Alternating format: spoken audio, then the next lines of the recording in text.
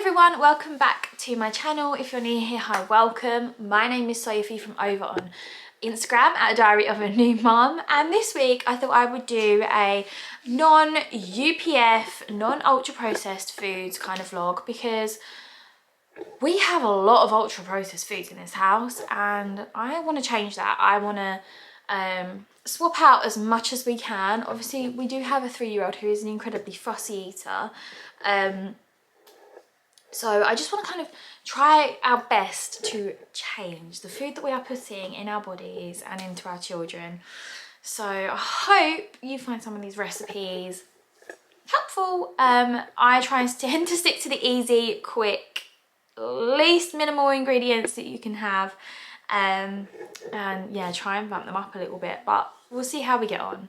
So starting with my breakfast, I just like to use these whole jumbo oats because they have all the nutrients with flax seeds, milk and some frozen, I like the frozen fruit berries because they're a little bit sweeter. I just find that really keeps me full for the majority of the morning. Next up, I do Rosie's breakfast, and she has scrambled eggs on toast, which is made with my very own bread, which the recipe is coming later on in this video. I will try and timestamp it. I'm not the best at editing, so I apologise if it's not, but it is in this video. And I find that she's just really satisfied by this breakfast. So that is what she's having.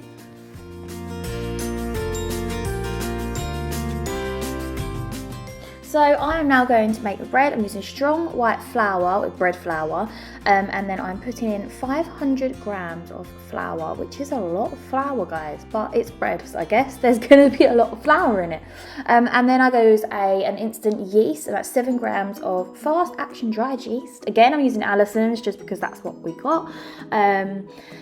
And then make sure you add some water, but make sure it's lukewarm, and I'm adding 300 ml of lukewarm water. It says up to 300 ml, and in hindsight I probably would have used a little bit less. Then I had a pinch of salt, I had a knob of butter, and then I put it on to mix, and you'll see it kind of changing. It's not sticking to the bowl, and when it's not sticking to the bowl, it's been about 10 minutes, you'll know it's ready. And lightly flour the surface. I tip the dough out. If you haven't got one, get yourself a dough scraper. It is so handy, not just for making like bread, but making biscuits, anything like that. It's really, really, really handy.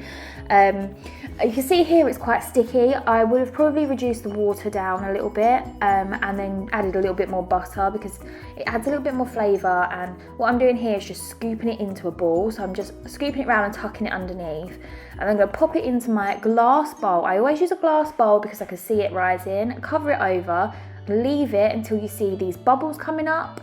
And then what you're going to do is called knocking out the air. So you're going to tip it back onto a floured surface. This is after an hour of proofing. So that's after an hour. It should kind of look like that, doubled in size. This is probably a bit overproofed, if I'm honest. But yeah, we're learning. We're all learning together. And then what we're going to do is we're going to do something called knocking out the air. It's kind of like kneading it, and you will feel the bubbles pop in underneath, and it is so satisfying.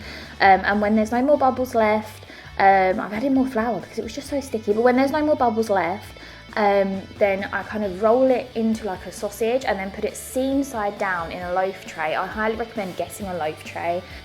Then I'm just going to egg wash the top, but first I'm going to score it with a very, very, very sharp knife. It won't work if it's not sharp. And then I'm going to rub the egg wash, or paint the egg wash, all over it, as it were. And yeah, that's going to give it a lovely golden, crispy top. I bake it, and then I bake it for about 35 minutes, I believe, and then I put it back in a little bit longer just to make it extra crispy.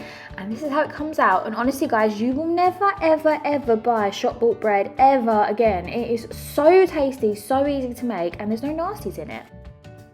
Next up, I am going to make my oat and flaxseed wraps, and I add 75 grams of whole jumbo oats into the blender, and I make my own oat flour, guys. Really, really easy, and it's really fine. And then I'm adding some flaxseed. You can do this to taste, really. I just use what I had left. A pinch of salt, and then I'm adding some water. I am adding about 250 ml of water, but kind of just eyeball it to the thickness that you want. It is going to look super runny, but please be aware it will thicken up the longer you leave it. Then I spray the pan with this avocado oil. There are absolutely no nasties in this avocado oil, so highly, highly recommend it.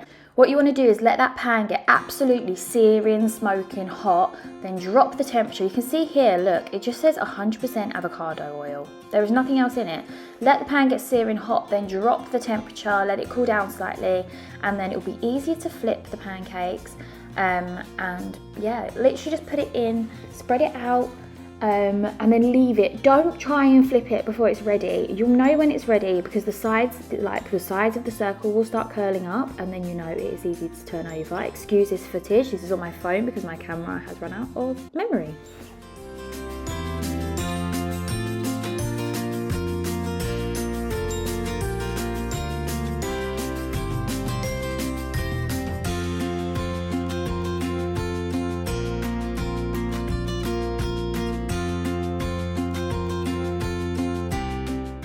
So they are my two go-to recipes that I use for bread and wraps.